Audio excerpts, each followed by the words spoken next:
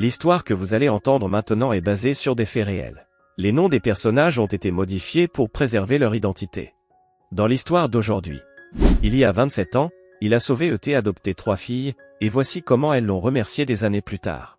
Prenez un moment pour réfléchir à la leçon que cette histoire va vous offrir et, si vous êtes capable de comprendre, commentez ci-dessous afin que plus de personnes comprennent, et partagez-la avec ceux que vous aimez. Merci et bonne histoire. Le brigadier Richard Delacroix menait une vie idyllique dans la pittoresque ville de Clermont-Ferrand. Sa femme Amélie, son fils Théo, et sa carrière épanouissante s'harmonisaient parfaitement avec le charme tranquille de la vie provinciale. Cependant, l'hiver rigoureux de 1995 allait bouleverser cette existence paisible de façon irrémédiable. Par une nuit glaciale de décembre, alors que les flocons de neige tourbillonnaient dans l'obscurité, le téléphone sonna, brisant le silence de la maison endormie. Richard décrocha, le cœur serré par un pressentiment funeste. « Monsieur Delacroix. » La voix grave à l'autre bout du fil confirmait ses pires craintes. « Je suis désolé de vous informer qu'il y a eu un accident. » Les mots qui suivirent plongèrent Richard dans un gouffre de désespoir. Amélie et Théo, rentrant d'une visite chez la grand-mère, avaient perdu le contrôle de leur véhicule sur une plaque de verglas. L'accident n'avait laissé aucun survivant. Les jours, les semaines, les mois qui suivirent furent un brouillard de chagrin et de douleur pour Richard. Il errait dans sa maison devenue trop grande, hanté par les fantômes de son bonheur perdu. Ses collègues le regardaient avec pitié, ne sachant comment l'approcher, comment le consoler. « Richard, il faut que tu prennes du temps pour toi, » lui dit un jour son supérieur, le commandant Leblanc. « Prends un congé, repose-toi. » Mais Richard secoua la tête, les yeux vides. « Le travail est tout ce qui me reste, » murmura-t-il. « Sans ça, je n'ai plus rien. » Il se jeta à corps perdu dans son travail, prenant les missions les plus dangereuses, les horaires les plus difficiles. Ses collègues l'observaient avec inquiétude, craignant qu'il ne cherche inconsciemment à rejoindre sa famille disparue. L'été 1996 arriva, apportant avec lui une chaleur étouffante qui semblait vouloir faire fondre l'asphalte des rues de Clermont-Ferrand. Par une nuit particulièrement suffocante, l'alarme de la caserne retentit, stridente et urgente. « Incendie au 17 rue des Lilas », cria le dispatché. « Possible présence d'enfants à l'intérieur. » Richard bondit dans le véhicule d'intervention, le cœur battant. Malgré sa douleur, malgré son désir de disparaître, l'instinct du policier, du protecteur, était toujours là, brûlant comme une flamme inextinguible. Arrivés sur les lieux, les pompiers luttaient déjà contre l'incendie qui dévorait la maison. Les flammes léchaient les fenêtres, la fumée s'échappait par tous les orifices. C'était l'enfer sur terre. « Il y a encore des enfants à l'intérieur » hurla un voisin paniqué. Leurs parents sont sortis, mais les petites sont restées coincées. Sans hésiter une seconde, Richard s'élança vers la maison en flammes. Il entendit vaguement ses collègues crier son nom, mais il les ignora. Quelque chose en lui s'était réveillé, un besoin viscéral de sauver ces vies innocentes, peut-être pour racheter celles qu'il n'avait pas pu sauver. À l'intérieur, la chaleur était insupportable, la fumée épaisse et suffocante. Richard avança à tâtons, appelant désespérément. « Il y a quelqu'un ? Répondez-moi. » Soudain, il les vit. 3 petites silhouettes inconscientes, blotties les unes contre les autres dans un coin de ce qui devait être une chambre d'enfant. Sans réfléchir, Richard les souleva, une dans chaque bras, la 3e sur son épaule, et se précipita vers la sortie. L'air frais de la nuit le frappa comme un coup de poing lorsqu'il émergea de la maison en flammes. Il tomba à genoux, haletant, les yeux brûlants de fumée et de larmes contenues. Les ambulanciers se précipitèrent pour prendre en charge les enfants. Richard les regarda être emmenés, leur petit corps fragile lui rappelant douloureusement son propre fils perdu. « Vous les avez sauvés » dit doucement une voix à côté de lui. C'était le commandant Leblanc, qui le regardait avec un mélange de fierté et d'inquiétude. « Vous êtes un héros, Richard. » Mais Richard ne se sentait pas comme un héros. Il se sentait vide, épuisé, et étrangement, vivant. Pour la première fois depuis la mort de sa famille, il ressentait autre chose que de la douleur. Il ressentait un but. « Comment s'appelle-t-elle » demanda-t-il d'une voix rauque. « Michel, Andrea et Mia Beaumont » répondit Leblanc. « Orphelines maintenant. Leurs parents n'ont pas survécu à l'incendie. » Richard regarda les ambulances s'éloigner, leurs sirènes hurlantes brisant le silence de la nuit. Une étrange sensation l'envahit, un mélange de tristesse et d'espoir. Ces petites filles venaient de tout perdre, tout comme lui. Mais peut-être, juste peut-être, était-ce le début de quelque chose de nouveau. Pour elle, et pour lui. Je veux les voir, dit-il soudainement. À l'hôpital. Je veux m'assurer qu'elles vont bien. Leblanc le regarda avec surprise, puis hocha lentement la tête. Bien sûr, Richard.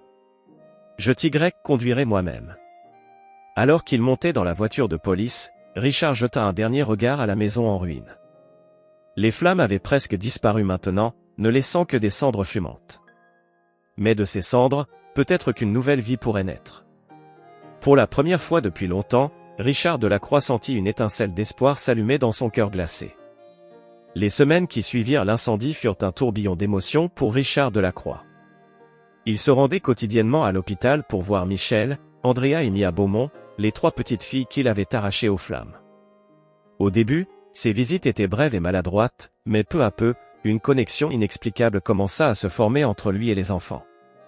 Un jour, alors qu'il entrait dans la chambre d'hôpital, il fut accueilli par le regard perçant de Michel, l'aînée des sœurs. « Pourquoi vous continuez à venir nous voir ?» demanda-t-elle, sa voix mêlant curiosité et méfiance. Richard, pris au dépourvu, balbutia « Je ne sais pas vraiment. Peut-être parce que vous me rappelez qu'il y a encore de l'espoir dans ce monde. » Michel le fixa un long moment avant de répondre doucement « Nous aussi, on a perdu nos parents. » Ces mots frappèrent Richard en plein cœur. Il s'assit au bord du lit, sentant le poids de leur chagrin commun. « Je sais, murmura-t-il. Et je suis désolé. Personne ne devrait avoir à vivre ça. » Andrea, la cadette, leva les yeux de son dessin. « Vous allez nous abandonner aussi ?» demanda-t-elle, la voix tremblante. Richard sentit sa gorge se serrer. « Non, répondit-il fermement. Je serai là aussi longtemps que vous aurez besoin de moi. » Ce fut à ce moment précis que Richard prit sa décision. Une décision qui allait changer irrémédiablement le cours de leur vie.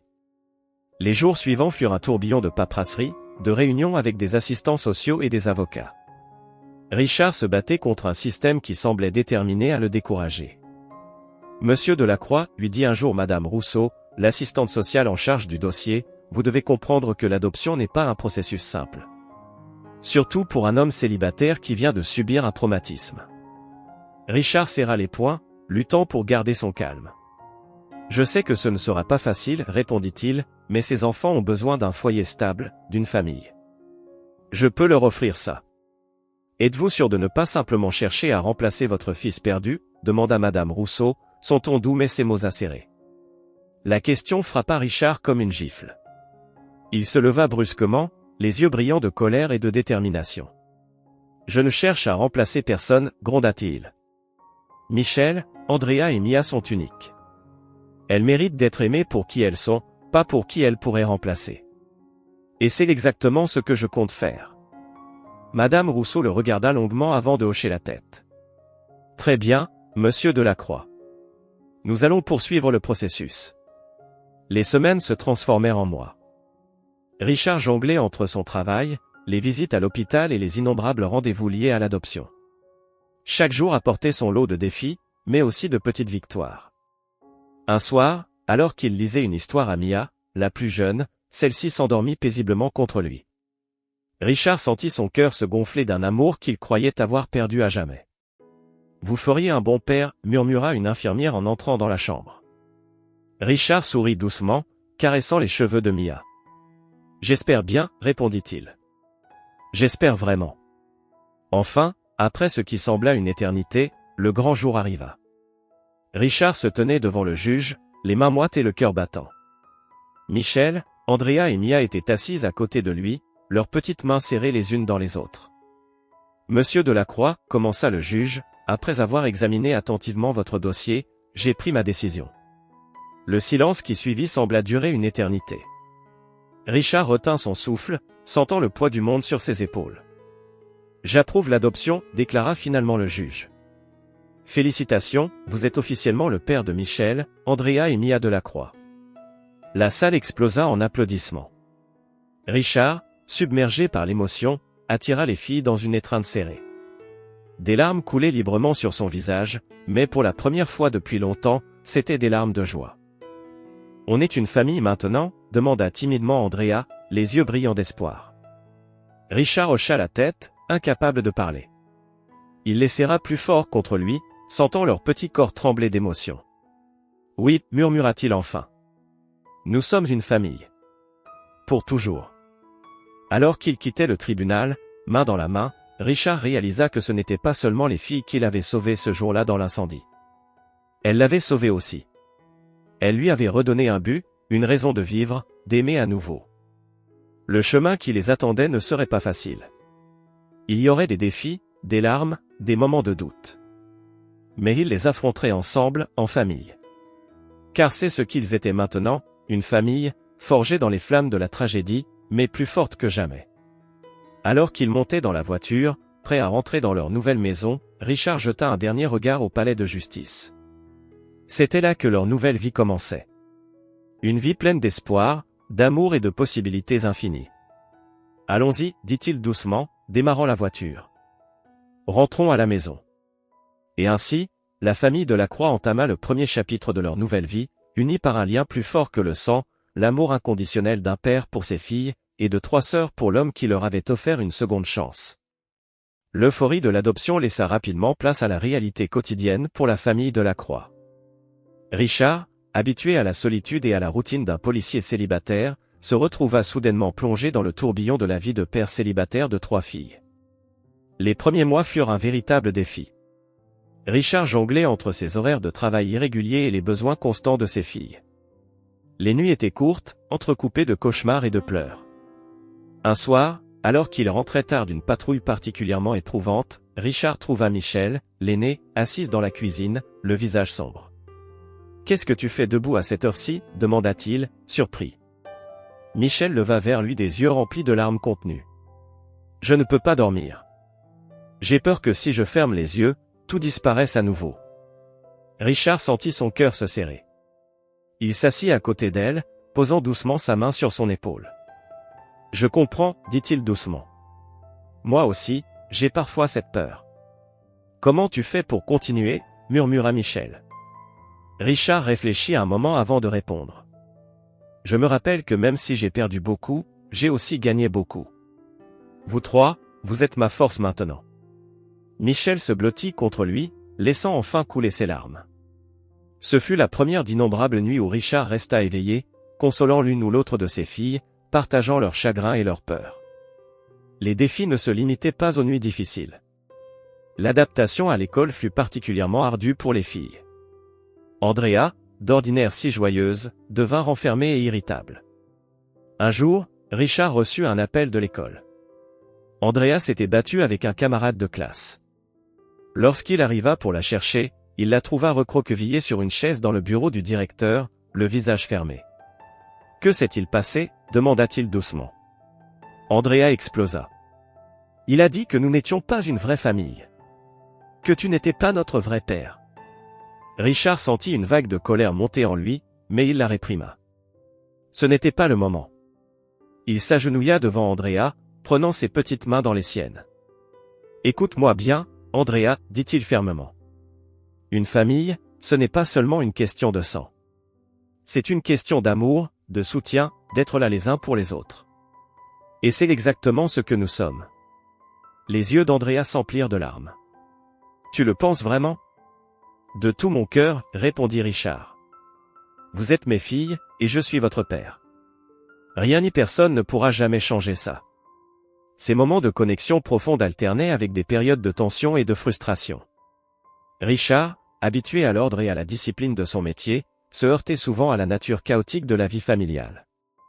Un dimanche matin particulièrement tendu, alors que le petit déjeuner tournait au désastre entre disputes et céréales renversées, Richard sentit sa patience atteindre ses limites. « Ça suffit » cria-t-il, frappant la table du poing. Le silence tomba brutalement sur la cuisine. 3 paires d'yeux effrayés le fixaient.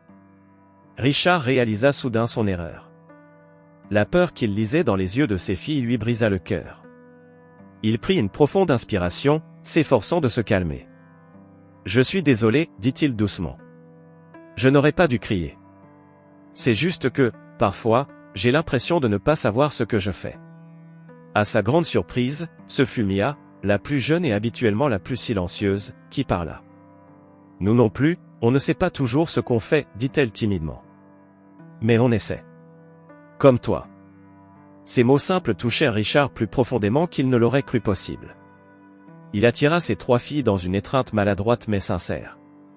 Vous avez raison, murmura-t-il. On apprend ensemble. Et c'est normal de faire des erreurs parfois. Ce moment marqua un tournant dans leur vie familiale. Richard réalisa qu'il n'avait pas besoin d'être parfait. Il devait simplement être présent, aimant, et faire de son mieux. Les mois passèrent, ponctués de hauts et de bas. Richard apprit à jongler entre son travail et sa vie de famille, demandant même un changement d'horaire pour être plus présent pour ses filles. Les filles, de leur côté, s'adaptèrent progressivement à leur nouvelle vie, s'ouvrant peu à peu à l'amour et à la sécurité que leur offrait leur nouveau foyer. Un soir, alors qu'il bordait Mia, celle-ci lui demanda d'une voix ensommeillée, « Papa, tu nous aimes vraiment comme si on était tes vraies filles. » Richard sentit son cœur se gonfler d'émotion.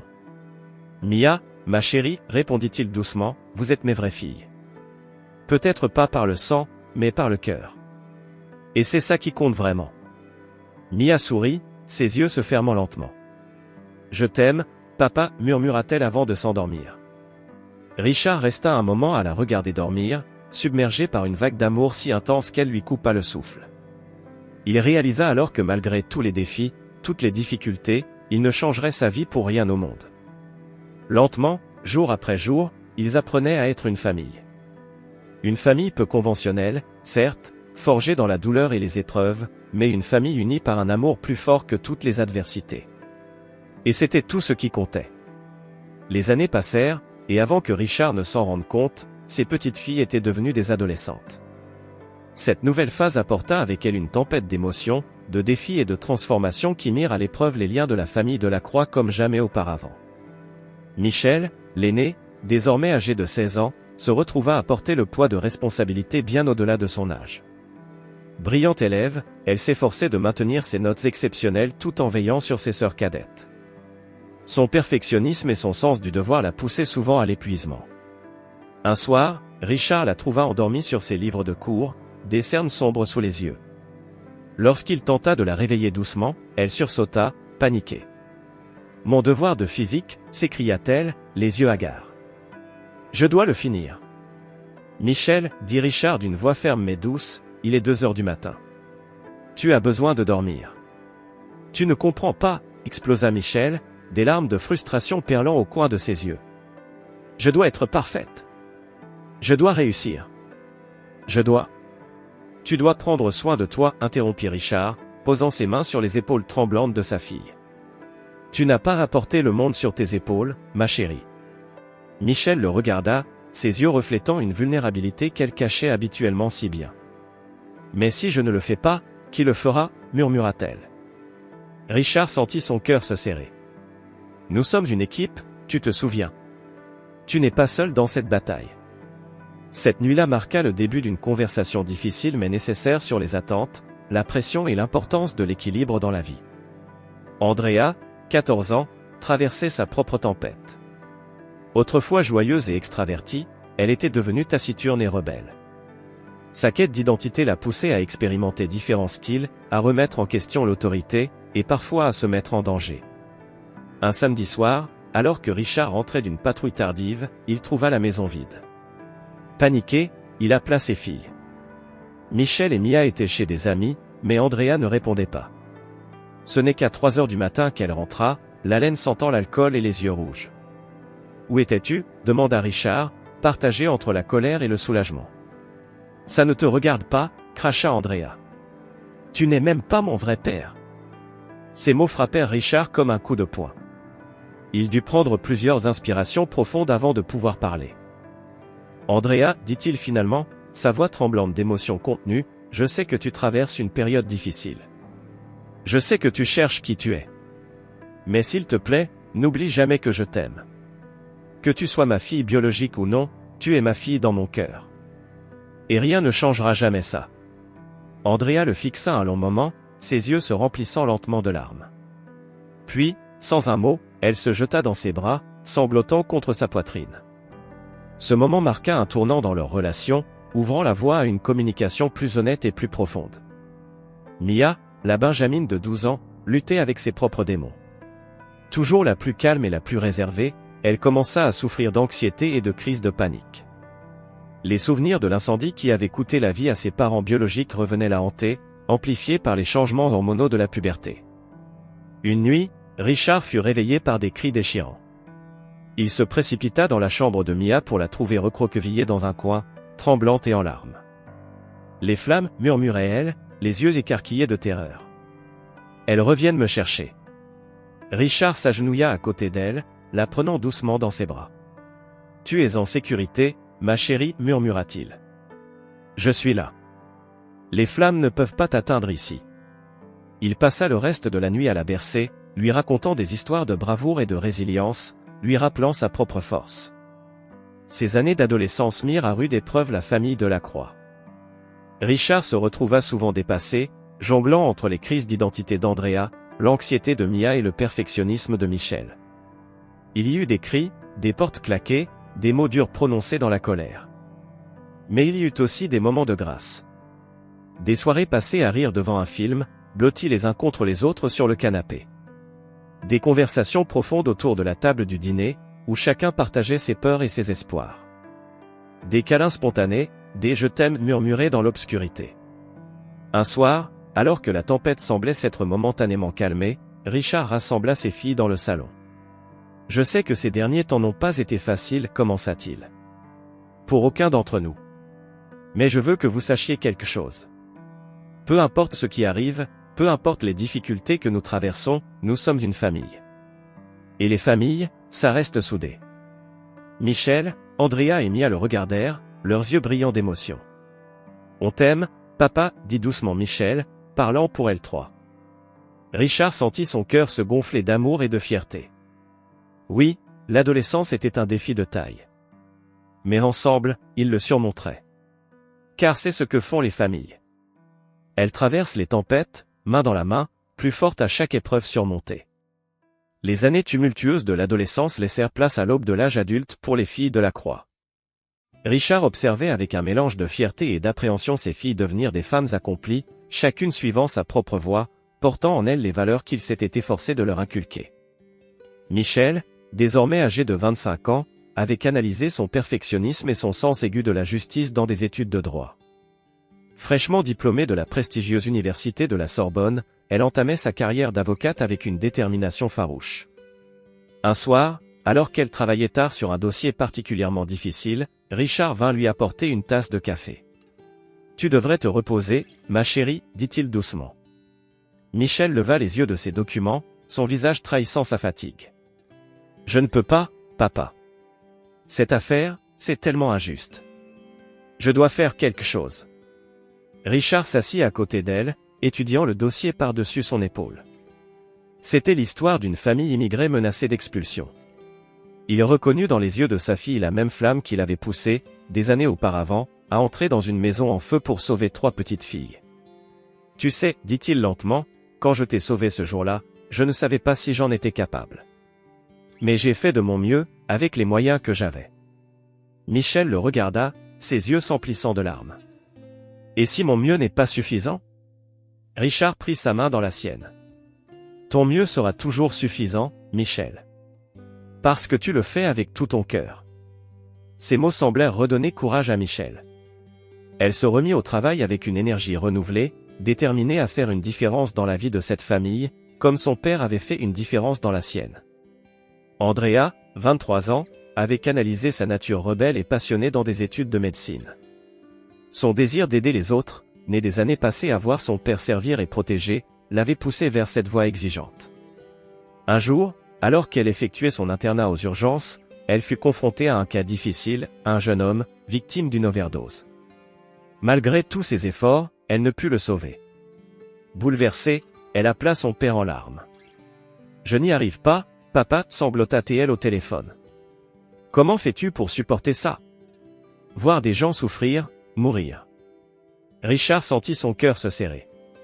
Il se rappelait avoir eu les mêmes doutes au début de sa carrière. « Andrea, » dit-il doucement, « tu ne peux pas sauver tout le monde. Mais chaque vie que tu touches, chaque personne que tu aides, c'est une victoire. C'est ce qui compte. » Ces mots résonnèrent profondément en Andrea. Elle réalisa que, comme son père, elle avait choisi une profession difficile mais noble. Une profession où chaque petit geste pouvait faire une énorme différence. Mia, la Benjamine de 21 ans, avait surpris tout le monde en choisissant de devenir pompier. La petite fille anxieuse s'était transformée en une jeune femme courageuse, déterminée à affronter ses peurs et à sauver des vies, comme son père l'avait fait pour elle. Le jour où Mia termina sa formation, Richard était là, les larmes aux yeux, pour la voir recevoir son diplôme. Après la cérémonie, il la prit dans ses bras, submergé par l'émotion. « Je suis tellement fier de toi, ma petite guerrière, » murmura-t-il. Mia le regarda, ses yeux brillants de détermination. « C'est grâce à toi, papa. Tu m'as appris que la vraie bravoure, c'est d'avoir peur mais d'agir quand même. » Ces mots touchèrent Richard plus qu'il ne pouvait l'exprimer. Il réalisa que ses filles n'avaient pas seulement suivi ses pas, elles avaient trouvé leur propre voie, leur propre façon de faire une différence dans le monde. Un soir, alors que toute la famille était réunie pour un dîner, Richard regarda ses filles, maintenant des femmes accomplies, et sentit une vague de fierté l'envahir. « Vous savez, commença-t-il, attirant leur attention, quand je vous ai adopté, j'avais peur de ne pas être à la hauteur. J'avais peur de ne pas savoir comment être un bon père. » Les filles le regardèrent, surprises par cette confession inattendue. « Mais en vous voyant aujourd'hui, » continua Richard, sa voix tremblant légèrement d'émotion, « je réalise que vous m'avez rendu meilleur. Vous m'avez appris la patience, la compassion, l'amour inconditionnel. Vous avez fait de moi un homme meilleur, un policier meilleur. » Michel, Andrea et Mia échangèrent un regard, les yeux brillants de larmes. « Papa, » dit doucement Michel, « c'est toi qui nous as rendus meilleurs. Tu nous as donné une chance quand personne d'autre ne l'aurait fait. Tu nous as aimés quand nous pensions que nous n'étions pas dignes d'être aimés. Tu nous as montré ce que signifie vraiment être fort, » ajouta Andrea. « Pas seulement physiquement, mais émotionnellement aussi. Et tu nous as appris que la famille, ce n'est pas une question de sang, » termina Mia.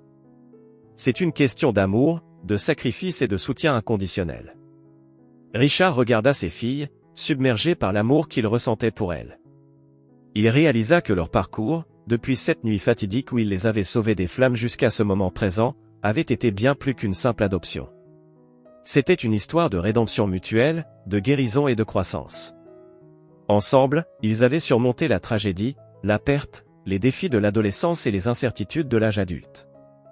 Et à travers tout cela, ils étaient devenus plus forts, plus résilients et plus aimants. Alors qu'ils levaient leur verre pour porter un toast à leur famille peu conventionnelle mais profondément unie, Richard comprit que sa décision de les adopter, toutes ces années auparavant, n'avait pas seulement sauvé 3 petites filles.